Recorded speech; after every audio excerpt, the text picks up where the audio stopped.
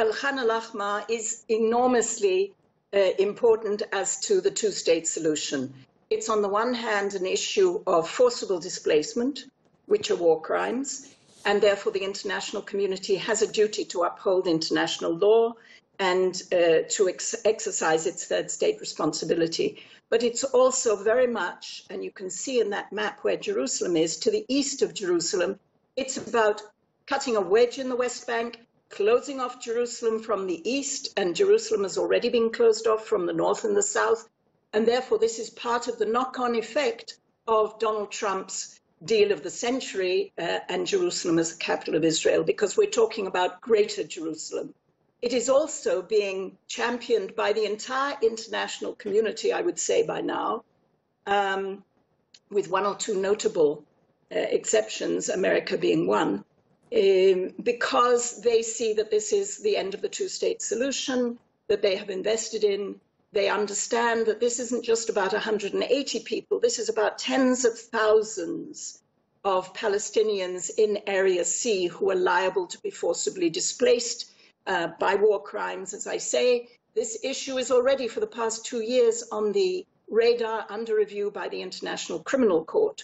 Therefore, it is extremely serious. It's not just about Khan al Ahmar, it's about Area C, it's about viability of a future Palestinian state.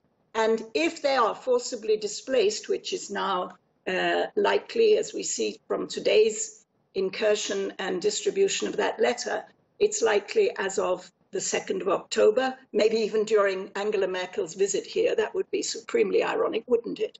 It is something that this coming week at the United Nations General Assembly will be addressed many times. It will be addressed many times, but will anything be done about it? Can anybody stop the Israeli government's plan to demolish Khan al Ahmar?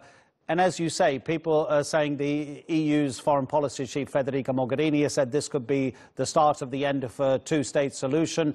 Can anybody stop more illegal Israeli settlements being built in that area? What can be done? We've seen pictures. It was, about 10 days ago that some of those protest huts outside Khan al Ahmar were demolished by the Israeli forces in a pre-dawn operation. And still, despite the protests, nobody's stopping them. That's absolutely the burning question, and I think that that is what is really riveting all of us at the moment, is can this be stopped? Is all of this international pressure enough? Are the threats? We know that Spain, Portugal, Ireland, various other states are ready to recognize Palestine. Is Israel up a tree unable to come down it? Or are the settlers, with this settler government and this settler Supreme Court now, we could say, are they ruling supreme? And are they poking eyes in the international community's eyes? That is something I can't answer. Nobody knows. I would hope that Israel, as an Israeli, as a peace activist, as somebody involved in this issue since 2005, I would hope that Israel will gracefully accept what the Palestinians are asking for, and that is to be regularized, to be able to get building permits, to be able to build legally where they are, where they have been since the 1950s, before that was ever Israeli. The Bedouin are certainly calling for their master plan, their outline plan, to be recognized and for this forcible displacement to be stopped. Otherwise, yes, it's going to the International Criminal Court.